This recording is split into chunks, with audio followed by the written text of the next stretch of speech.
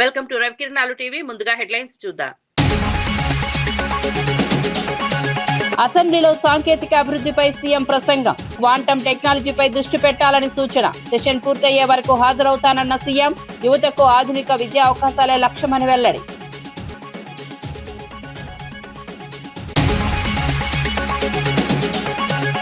ఉండవల్లిపై SVSN Varma కీలక వ్యాఖ్యలు. అంబట్టి పరామర్శ సరైంది కాదని వర్మ ఘాటు విమర్శ.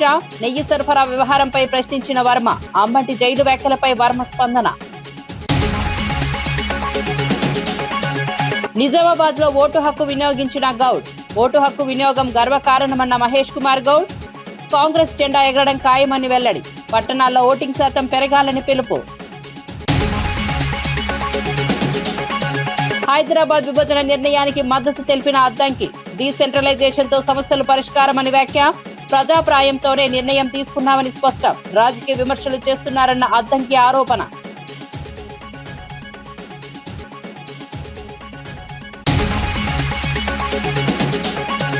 ఇక వార్త వివరాల్లోకి వెళ్తే, నిజామాబాద్ లోని సన్ఫ్లవర్ హై స్కూల్లో టీపీసీసీ అధ్యక్షుడు మహేష్ కుమార్ గౌడ్ తన ఓటు హక్కును వినియోగించుకున్నారు. రాజ్యాంగం కల్పించిన ఓటు హక్కును వినియోగించుకోవడం గర్వంగా ఉందన్నారు. నిజామాబాద్ గడ్డపై కాంగ్రెస్ జెండా ఎగరడం ఖాయమని ధీమా వ్యక్తం చేశారు. బీజేపీ మత రాజకీయాలు చేస్తోందని విమర్శించారు. ప్రజలు అభివృద్ధిని దృష్టిలో పెట్టుకుని ఓటు వేయాలని కోరారు. పట్టణాల్లో ఓటింగ్ శాతం పెరగాలని విజ్ఞప్తి చేశారు. ప్రజాస్వామ్య బలోపేతానికి ఓటు కీలకమని పేర్కొన్నారు. 2.5 గంటల్లో జరిగిన ఓట్ల శాతం చూస్తే కొంచెం తక్కువగా ఉంది. నేను రాష్ట్ర ప్రజలకి ఎక్కడైతే మున్సిపల్ ఎన్నికలు జరుగుతూ ఉన్నాయో, ఏ కార్పొరేషన్ ఎన్నికలు జరుగుతూ ఉన్నాయో అక్కడ విజ్ఞప్తి చేస్తా ఉన్నాను. ఓటు హక్కు అనేది ఒక అమూల్యమైనటువంటి వరం, రాజ్యాంగం ఇచ్చినటువంటి వరం. ఆ వరాన్ని సద్వినియోగం చేసుకోవాలని, సరైన పద్ధతిలో ఓటు శాతం పెరిగితే క్వాలిటీ ఉన్నటువంటి నాయకులు ఎన్నికే అవకాశం ఉంటుంది. అందుకే నేను రాష్ట్ర ప్రజలకి, నిజామాబాద్ పట్టణ ప్రజలకు విజ్ఞప్తి చేస్తా ఉన్నాను. తక్షణమే వచ్చి మీ ఓటు హక్కును వినియోగించుకొని నాణ్యమైనటువంటి నాయకుల్ని ఎన్నుకునే విధంగా దోహదపడాల్సిందిగా నేను కోరుతా ఉన్నాను. మున్సిపల్ ఎన్నికల్లో బీజేపీ వారు చాలా చోట్ల మొత్తం పేరిట ప్రజల్ని రెచ్చగొట్టే ప్రయత్నాలు చేశారు, ఇంకా చేస్తూనే ఉన్నారు. కానీ రాష్ట్ర ప్రజలు విఘ్నులు, ముఖ్యంగా నిజామాబాద్ ప్రజల విఘ్నులు, అభివృద్ధిని ఆకాంక్షిస్తున్నట్టుగా మనకున్న సమాచారం. కాబట్టి ఈ రాష్ట్రంలో జరుగుతున్నటువంటి మున్సిపల్స్లో 90% వరకు కాంగ్రెస్ పార్టీ గెలుచుకుంటా ఉంటుంది. నిజామాబాద్ పట్టణం కూడా కాంగ్రెస్ కైవసం చేసుకుని మేయర్ జెండా, కాంగ్రెస్ జెండా ఎగరవేస్తాం. జై కాంగ్రెస్.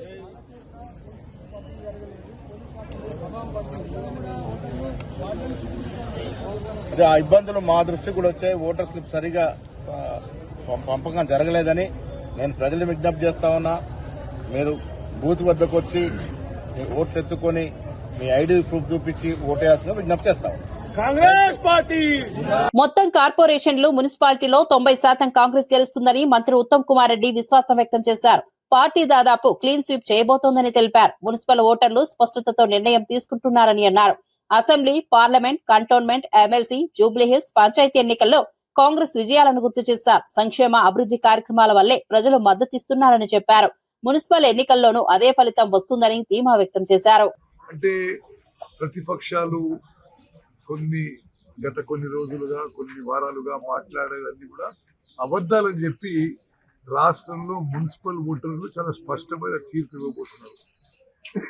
ఆ తర్వాతన్నా ప్రజల తీర్పుని గౌరవించి ఈ అనవసరమైన విమర్శలు మానేస్తే బెటర్.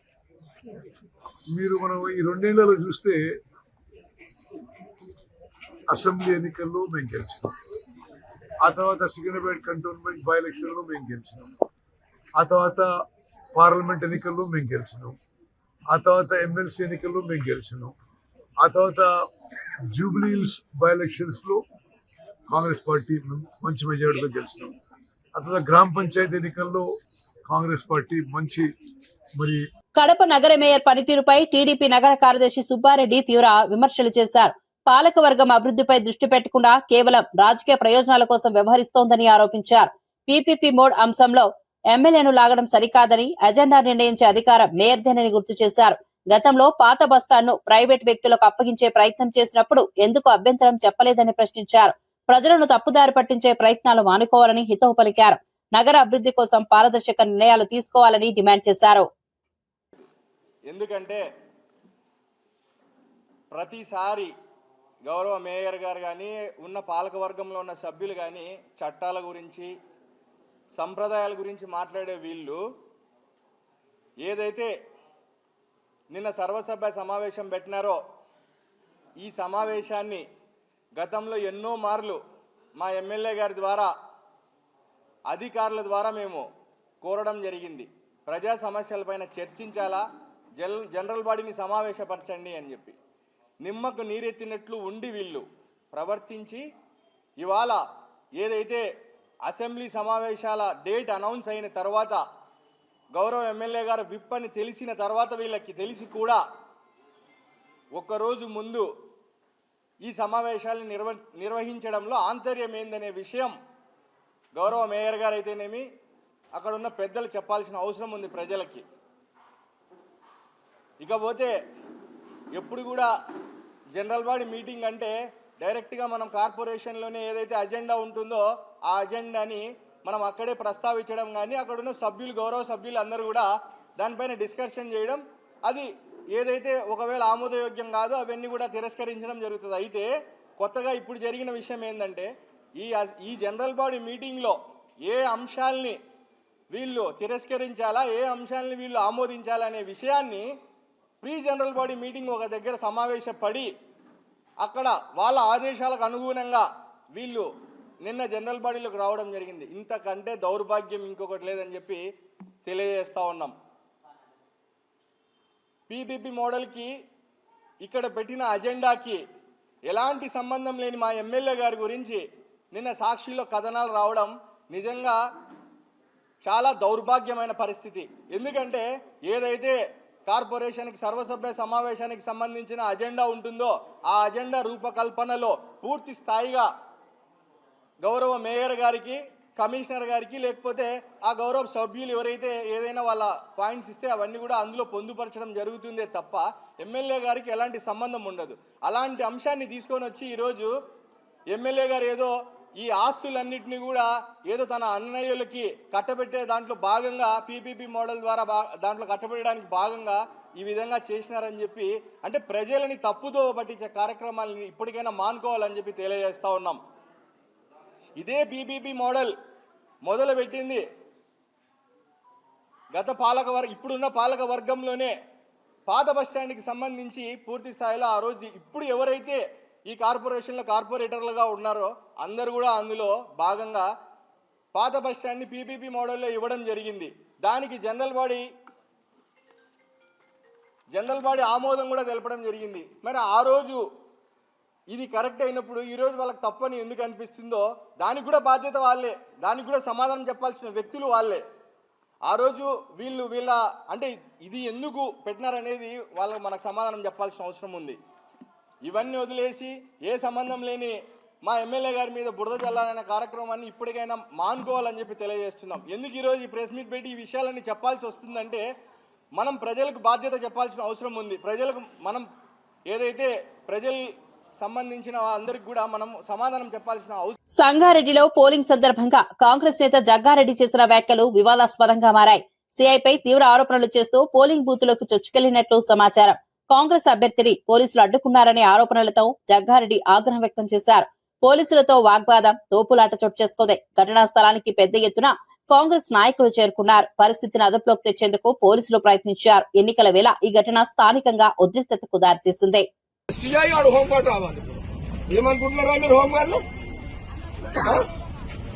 ఏమనుకుంటున్నారు మీరు? జగ్గారెడ్డి ఎవడని అంటారు. నేనే మొగోళ్ళు పోలీసులు తెలిసి పడుతున్నారు. చలో ఏమన్నా నా అడ్డుని గల్లబట్టి అతను ఫోజు తింటే ఊకోండి, సీఎని ఊకోండి. ఆయన సంగతి తెలిసేస్తా. అచ్చా వాడెవడరా హోంగాడు ఎవడాడు? అరే హోంగాడు పాపకు 5,000 అరెస్ట్. ఒక అమ్మగా ఏ ఉంటుండే రాదా నా కొడుకు? చలో వాడు హీరో కాదు, వాడు గాండు కాడు, వాడు గాండు కాడు, సిఐ గాండు కాడు, సిఐ గాండు కాడు, వాడు గాండు కాడు. ఇంకా నువ్వు సినిమా హీరో అనుకుంటున్నావు, పోలీస్ నాకేంటాడు సిఐ నేను అపోజిషన్ కూడా చెప్తున్నా నీకు నా క్యాండిడేట్ చేయు గల్లబట్టినంత ధైర్యం ఉందా సిఐకి?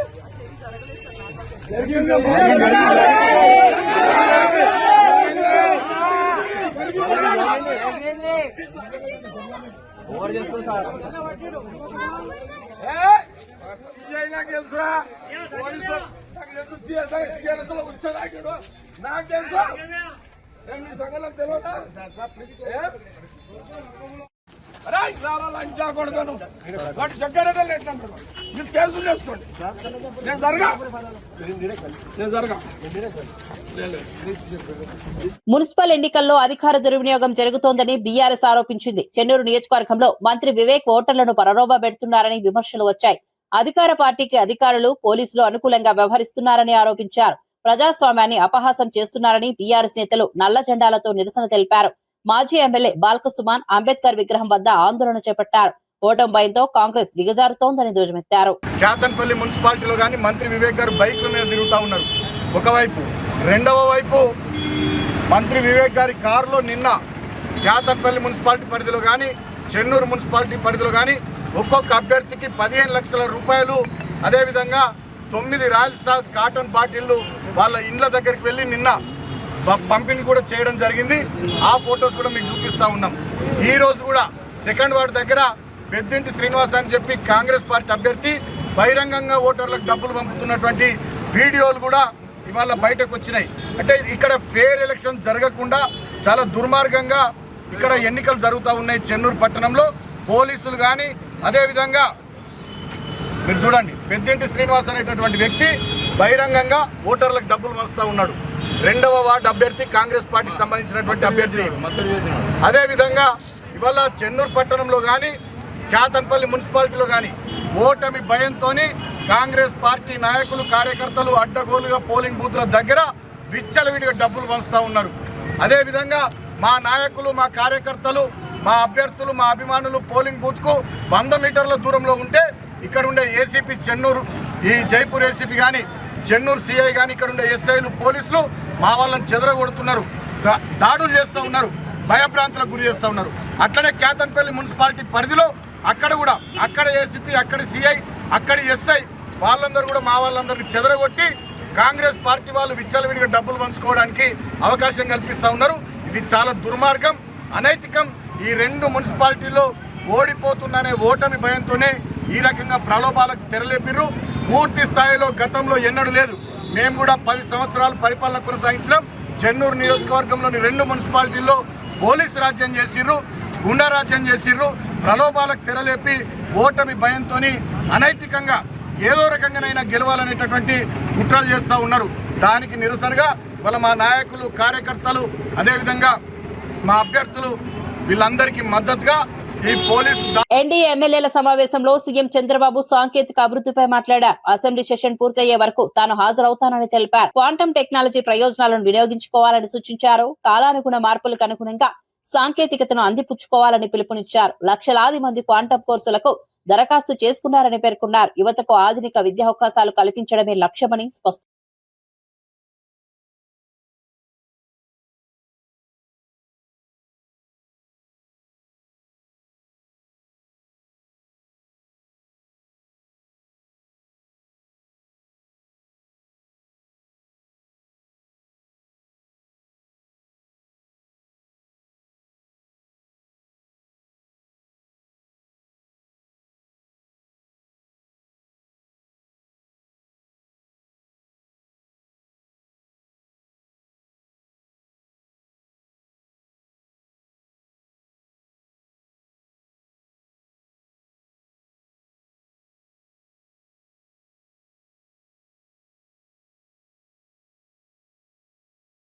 హైదరాబాద్ ను 3 డివిజన్లుగా విభజించే నిర్ణయాన్ని ఎమ్మెల్సీ అద్దంకి దయాకర్ సమర్థించారు. డీసెంట్రలైజేషన్ వల్ల ప్రజా సమస్యలు వేగంగా పరిష్కారం అవుతాయని అన్నారు. గతంలో ప్రజలు అనేక ఇబ్బందులు ఎదుర్కొన్నారని గుర్తు చేశారు. ఇప్పుడు ప్రాంతీయ కార్యాలయాల ద్వారా నేరుగా సమస్యలు పరిష్కారం అవుతాయని తెలిపారు. ఇది సీఎం వ్యక్తిగత నిర్ణయం కాదని ప్రజాభిప్రాయ సేకరణ తర్వాతే తీసుకున్న నిర్ణయమని స్పష్టం చేశారు. బీఆర్ఎస్ నేతలు రాజకీయ ప్రయోజనాల కోసం విమర్శలు చేస్తున్నారని ఆరోపించారు. కార్పొరేటర్లకు కానీ ఎక్స్ అఫీషియో మెంబర్స్ కానీ ఒకంత సమయం కలిసేది కాదు.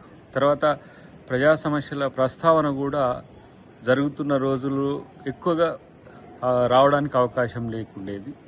ఇప్పుడు ఈ 3 డివిజన్లు చేయడం వల్ల హైదరాబాద్ను డీసెంట్రలైజేషన్ ఆఫ్ ది పవర్, అందరూ కూడా అన్ని సమస్యలు మనం తీర్చుకోవడానికి అవకాశం ఉంది. వేగవంతమైన అభివృద్ధికి మరో ఊతమిచ్చే విధంగా ముఖ్యమంత్రి గారి నిర్ణయం తీసుకోవడాన్ని మేమందరం కూడా స్వాగతిస్తున్నాం. బీఆర్ఎస్ పార్టీ ఏదో రాజకీయాల కొరకు మాట్లాడుతున్నది. ఎందుకంటే వాళ్ళు ఉన్నన్ని రోజులు ఈ ఇంత పెద్ద మహానగరాన్ని, దాదాపు 1,20,00,000 మంది పైచిలకు నివసించే ఈ ప్రాంతాన్ని సెంట్రిక్గా ఉండేటట్టుగా చేసి, వాళ్ళ కంట్రోల్లోనే ఉండేటట్టుగా చేసి, ముఖ్యంగా అప్పుడు మనోడు మున్సిపల్ శాఖ మంత్రిగా కేటీఆర్ ఉండే, అప్పుడు అసలు తను గెలవకుండా అధికారులకు సమస్యలు వచ్చి ఎన్నో సమస్యలు ఆ రోజు మా హైదరాబాద్ ప్రజల్ని వెంటాడిన పరిస్థితి. కాబట్టి ఇప్పుడు ఎవరైనా ఏ సమస్య వచ్చినా నేరుగా వాళ్ళ యొక్క ప్రాంతీయ కార్యాలయానికి పోయే అవకాశం ఉంది. కాబట్టి ఇది ప్రజలకు వెసులుబాటుతో పాటు వేగవంతమైన నిర్ణయాలు తీసుకోవడానికి కూడా అవకాశం ఉంటుంది, కౌన్సిల్స్ కూడా. కాబట్టి దీన్ని ప్రజలందరూ స్వాగతించాల్సిన అవసరం ఉంది. ఇది ఏదో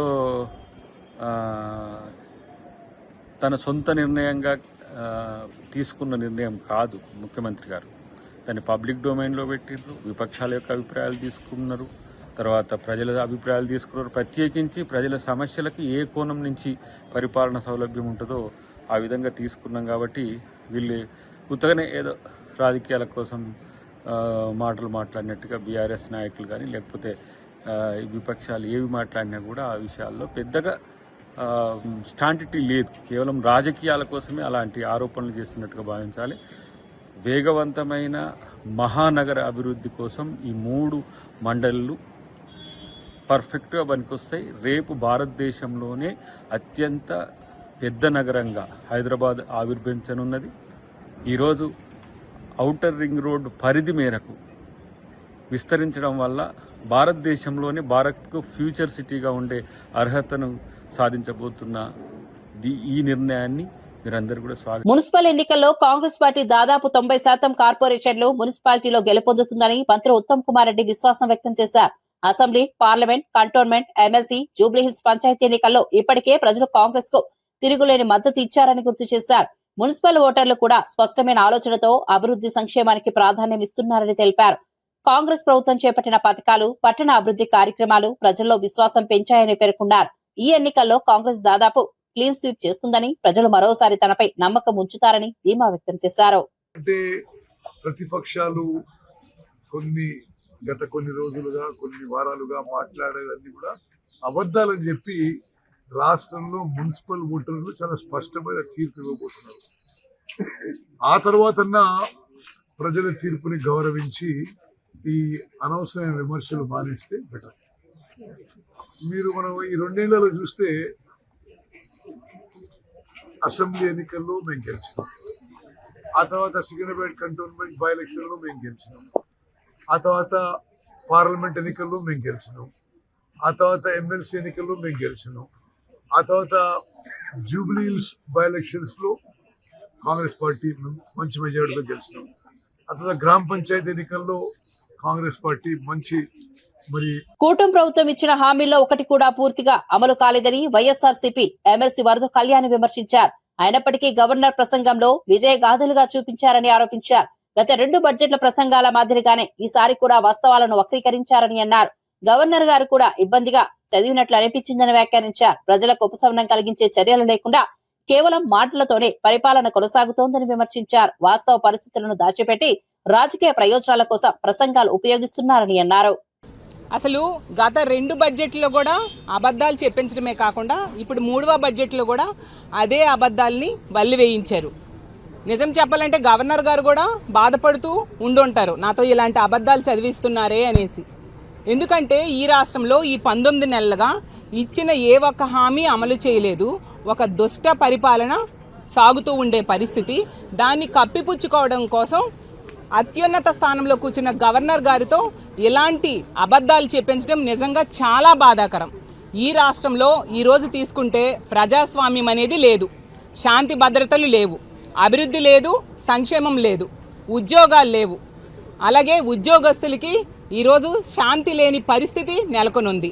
ఈ రాష్ట్రంలో ఎవరిని అడిగినా, ఏ ప్రజలను అడిగినా కూడా చెప్తారు ఎలాంటి పాలన సాగుతుంది అని అడిగితే ఈ రాష్ట్రంలో అశాంతి, అప్పులు, అలాగే అక్రమ కేసులు, అశ్లీల నృత్యాలు, అప్రజాస్వామికమైన పాలన సాగుతూ ఉంది అనేసి ప్రతి ఒక్క ప్రజలు చెప్పే పరిస్థితి మనం చూస్తూ ఉన్నాము.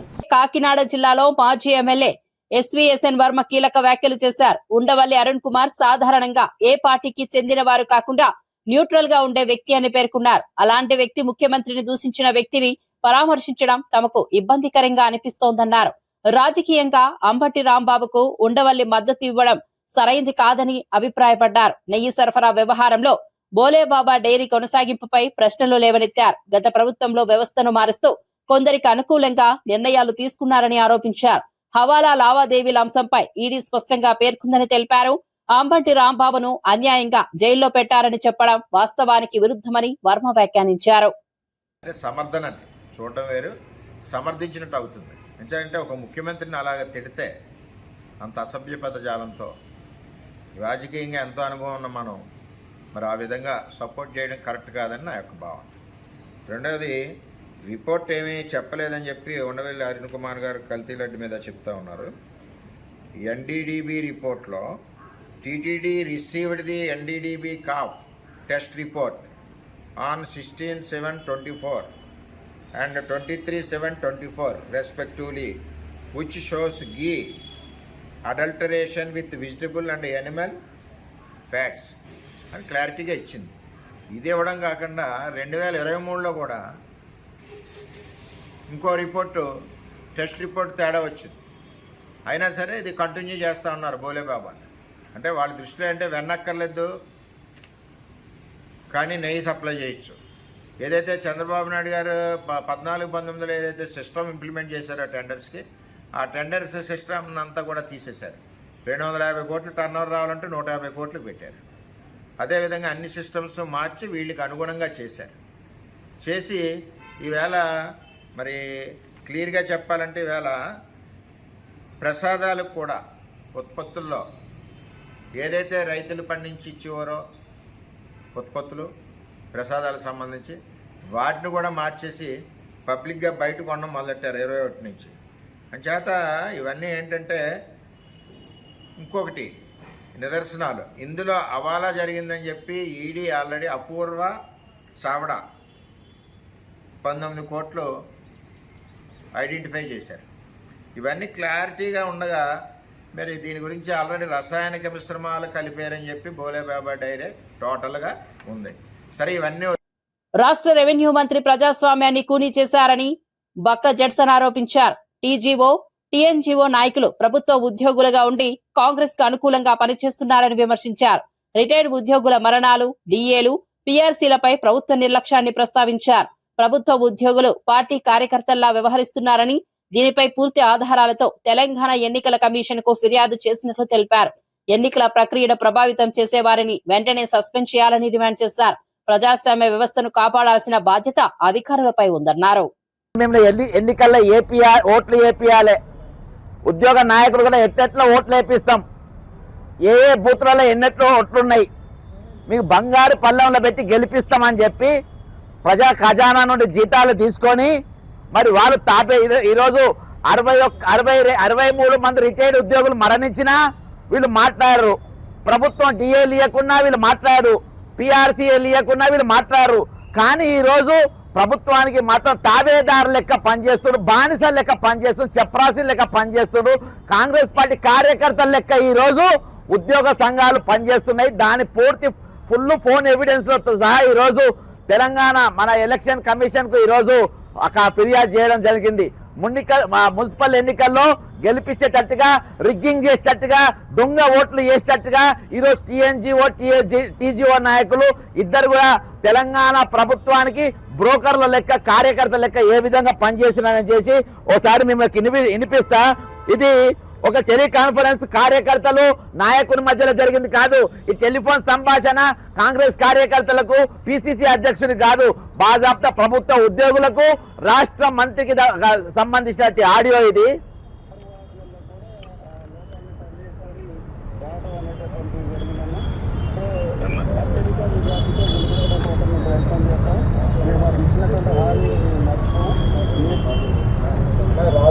ఒక్క నిమిషం ఇలా క్లియర్గా వస్తుందా, మీకు ఇంకో క్లియర్ వాయిస్ వినిపిస్తా ఆడియో. రైట్, ఇది వినిపిస్తా. అయితే ఈ రోజు బాజాప్తా అమెరికాతో కుదిరిన ట్రేడ్ డీల్లో ప్రధాని మోదీ దేశ ప్రయోజనాలను తాకట్టు పెట్టారని రాహుల్ గాంధీ లోక్సభలో ఆరోపించారు. సాధారణ పరిస్థితుల్లో ఇలాంటి ఒప్పందం సాధ్యమా అని ప్రశ్నించారు. ప్రత్యేక పరిస్థితులను ఉపయోగించుకుని అమెరికా భారత్ పై ఒత్తిడి తెచ్చిందని పేర్కొన్నారు. ఎఫ్స్టీన్స్ ఫైల్స్ అంశం కూడా దీనికి కారణమై ఉండవచ్చని సూచించారు. ప్రభుత్వం పారదర్శకతతో వ్యవహరించాలన్నారు. దేశ ఆర్థిక వ్యూహాత్మక ప్రయోజనాలపై స్పష్టత ఇవ్వాలని డిమాండ్ చేశారు. అధికార పక్షం ఈ ఆరోపణలను ఖండించింది. But sir, the interesting thing is, that I know that the Prime Minister would not sell India under normal circumstances. He will not do it. You know why he sold India? Because they are choking him. Mr. Rahul, address to the chair, please. He has sold India because they are choking him. They've got a grip on his neck. Speaker साहब, मैंने बोला जब चोक लगाते हैं दूसरे व्यक्ति की आंख में देखते हो तो डर दिखता है सर. पीएम की आंख में डर दिखता है, दिख रहा है सर. सर आंख में आंख नहीं मिला पाते हैं. स्पीकर साहब, सर दो चीजें हैं सर. एक sir Epstein case. Sir 3 million files are still locked up. उसका इस विषय से कोई संबंध नहीं. मैं क्यों बोलूं? I will not allow you. आप कौन होते? మరిన్ని అప్డేట్స్ కోసం చూస్తూనే ఉండండి రవికిరణాలు టీవీ.